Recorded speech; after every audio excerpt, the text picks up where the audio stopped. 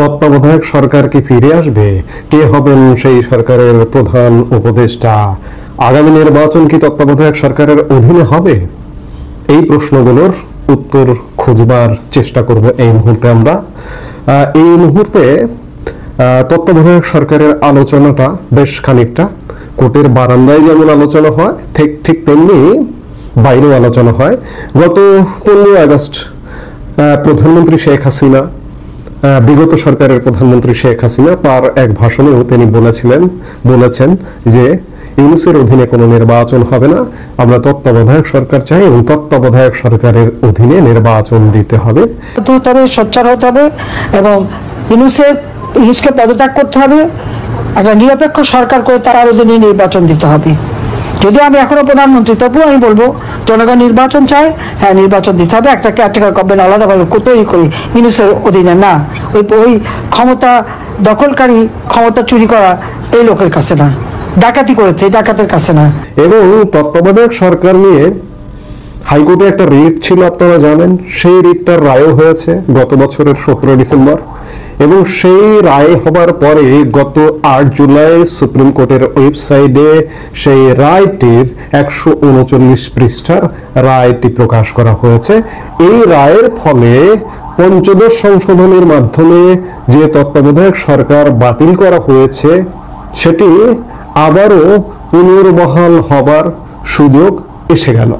এবং গতকাল 21শে আগস্ট তত্ত্বাবধায়ক সরকার নিয়ে সর্বোচ্চ আদালতে আরেকটি ঘটনা হয়েছে। সেটি হচ্ছে যে তত্ত্বাবধায়ক সরকার বাতিলের যে রায়টি হয়েছিল আপিল বিভাগ থেকে 2011 সালে,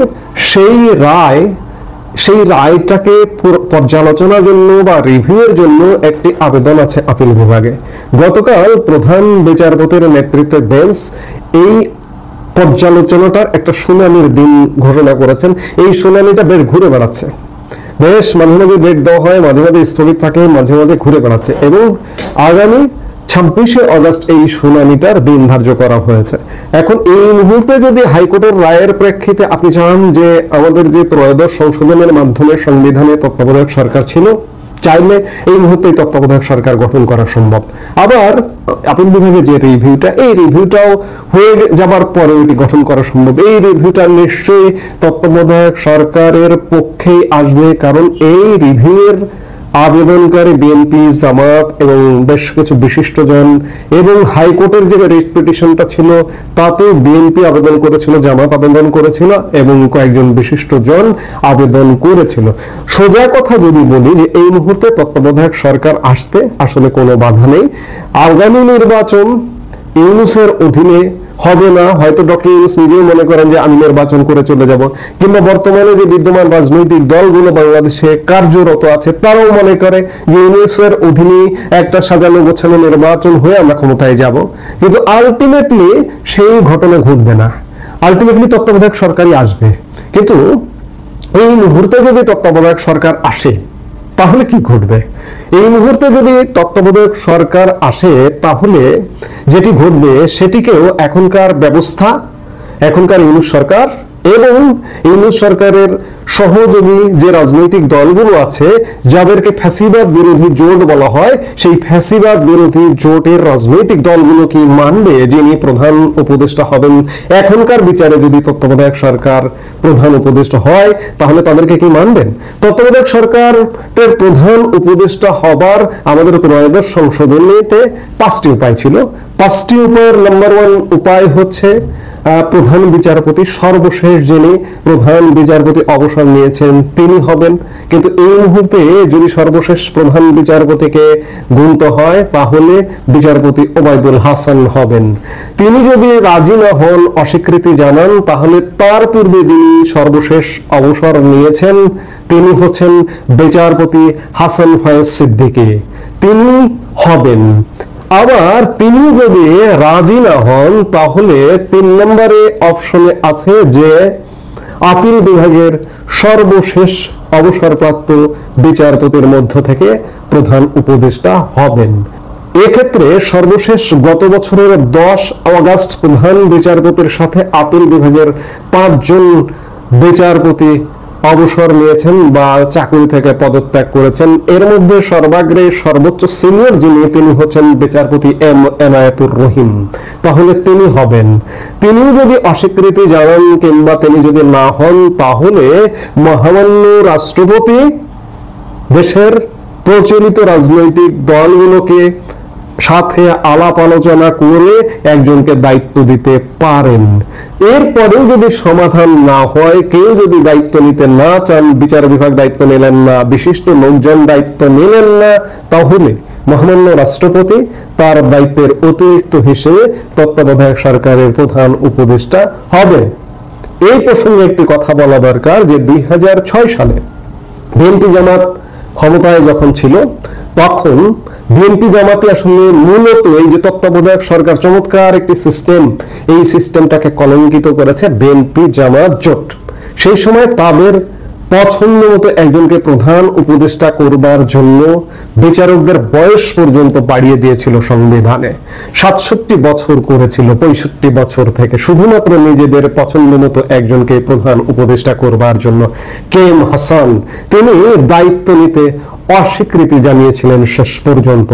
এই অস্বীকৃতি জানানোর পরে যেটি ঘটে যে সেই সময়ের বিএনপি জামাত জোটের রাষ্ট্রপতি যিনি ছিলেন ইয়াজউদ্দিন আহমেদ, তিনি আর বিকল্প অপশন খোঁজেননি। কে এম হাসানের আগে যিনি প্রধান বিচারপতি ছিলেন তাকে আর খোঁজা হয়নি, কিংবা আপিল বিভাগের সর্বশেষ অবসরপ্রাপ্ত যিনি বিচারপতি ছিলেন তাকে আর খোঁজা হয়নি, কোনো বিশিষ্ট নাগরিককে খোঁজা হয়নি। সবকিছু বাদ দিয়ে 1 নম্বরে সর্বশেষ অবসরপ্রাপ্ত প্রধান বিচারপতি অপশনটা যেই ডিনাই করলেন, মাঝখানে 3টা অপশন বাদ দিয়ে সেই সময়ের রাষ্ট্রপতি ইয়াজউদ্দিন আহমেদ স্বয়ং নিজেই তত্ত্বাবধায়ক সরকারের প্রধান উপদেষ্টার দায়িত্ব নিলেন। আর ঘটে গেল দেশে এক অচল অবস্থা। এই অচল অবস্থার প্রেক্ষিতে এলো 111 সরকার, এবং পরবর্তীতে আওয়ামী লীগ ক্ষমতায় এসে ভেবেছে, মনে করেছে যে বাংলাদেশে তত্ত্বাবধায়ক সরকারকেও কলঙ্কিত করা যায়, যেটির উদাহরণ দেখিয়ে দিয়েছে বিএনপি জামাত জোট সরকার। যার দরুন প্রথমে একটি আদালতে মামলা হয়েছিল, আদালতের রায়ের প্রেক্ষিতে তত্ত্বাবধায়ক সরকার ব্যবস্থা বাতিল হয়েছিল, এবং সংসদে পঞ্চদশ সংশোধনের মাধ্যমে তত্ত্বাবধায়ক সরকার ব্যবস্থা বাতিল করা হয়েছিল। এখন প্রশ্ন হচ্ছে যে এই যে এখনকার অবস্থায় যাদের কথা বললাম, যারা তত্ত্বাবধায়ক সরকারের প্রধান উপদেষ্টা হতে পারেন, তাদেরকে কি এখনকার ফ্যাসিবাদ বিরোধী জোট মেনে নেবে? নিশ্চয়ই মেনে নেবে না। ইউনূস সরকারের সঙ্গে যারা আছেন তারা কি মেনে নেবেন? নিশ্চয়ই মেনে নেবে না। তাহলে এখন কিসের অপেক্ষা হচ্ছে? কি কারণে? এই যে ধরুন হাইকোর্টের রায় ইতিমধ্যে হয়ে গেছে, আপিল বিভাগের রিভিউটা হবে, তাহলে কি আবারও সেই 2006 সালের দিকে বিএনপি কিংবা অন্যান্য যে ফ্যাসিবাদ বিরোধী জোট তারা অপেক্ষা করে আছে সেই দিনটার অপেক্ষায়? এর মধ্যে আরেকটি ঘটনা ঘটবে আগামী ডিসেম্বর মাসে। 27 ডিসেম্বর বর্তমান প্রধান বিচারপতি সৈয়দ রিফাত আহমেদের শেষ কর্মদিবস। বিএনপি এবং এখনকার যে ফ্যাসিবাদ বিরোধী জোট তারা কি ডিসেম্বর পর্যন্ত অপেক্ষা করবেন? যে ডিসেম্বর পর্যন্ত অপেক্ষা করে সর্বশেষ অবসরপ্রাপ্ত প্রধান বিচারপতি সৈয়দ রিফাত আহমেদকে প্রধান উপদেষ্টা করে তারা একটি সরকার গঠন করে, এবং সেই নির্বাচনকালীন সরকারের অধীনে নির্বাচনের অপেক্ষা কি চলছে? এমনটা কি হতে পারে? এমনটা হবারও পরিকল্পনা হয়তো কারো কারো ভেতরে আছে, কারো কারো মনে মনে আছে। তবে আমার যতদূর ধারণা, সৈয়দ রিফাত আহমেদ হয়তো শেষ পর্যন্ত এই দায়িত্বে আসবেন না। আবারও সেই 2006 সালের মতো এমন একটি ঘটনা ঘটবে, 111। আমরা জানি না যে 111টা ঠিক একই সময়, ঠিক ওই রকম সময় সেই 2007 সালে, 6-7 সালে যে ঘটনাটি ঘটেছিল, জানুয়ারি মাসে ঘটেছিল, ঠিক এই জানুয়ারি মাসের মধ্যে কি আর একটা 111 কিংবা সাউন্ড পাওয়া যাচ্ছে, কিংবা এর আগে কি ঘটবে? এরকম নানা প্রশ্ন মানুষের মনে আছে। এখন দেখার বিষয় যে আসলে কি ঘটে। আলটিমেটলি যেটি বলবার সেটি হচ্ছে যে ডক্টর মোহাম্মদ ইউনূসের অধীনে নির্বাচন, ত্রয়োদশ জাতীয় সংসদ নির্বাচন আসলে হবে না।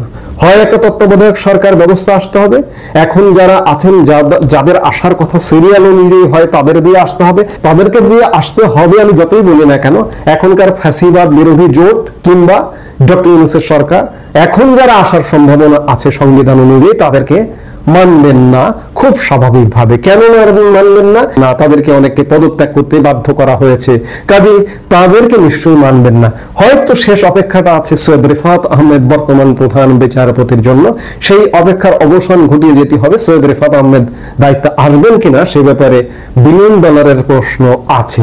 সেই জায়গা থেকে আবারও একটি 111 ঘটবার খুব বেশি সম্ভাবনা আছে, অর্থাৎ তত্ত্বাবধায়ক সরকারটি আমাদের কাছে খানিকটা অধরায় থেকে যাবে, অধরায় থেকে গেল। 2006 সালে যেমন তত্ত্বাবধায়ক সরকারকে ব্যর্থ করে দিয়েছিল বিএনপি জামাত জোট সরকার, ঠিক তেমনি কোর্টের রায়ের প্রেক্ষিতে, যখন হাইকোর্টের রায়ের প্রেক্ষিতে তত্ত্বাবধায়ক সরকার আসবে করছে, কিংবা আপিল বিভাগের রিভিউয়ের রায়টাও এর মধ্যে যদি হয়ে যায় তত্ত্বাবধায়ক সরকার আসবে করছে, এই অবস্থায় আবারও তত্ত্বাবধায়ক সরকারকে সেই 2006-এর বিএনপি জামাত জোট সরকার, তারা ক্ষমতায় ছিল ইমিডিয়েট, আজকে ক্ষমতায় তারা নেই, সরাসরি আবার নেপথ্যে আছে। এই নেপথ্যে থেকে আবারও সেই তত্ত্বাবধায়ক সরকারটিকে কলঙ্কিত করবারই একটা প্রচেষ্টা যে হবে সামনে, সে ব্যাপারে কোনো সন্দেহ নেই। এবং এই প্রচেষ্টা থেকেই 111 একটা মাস্ট আসবে।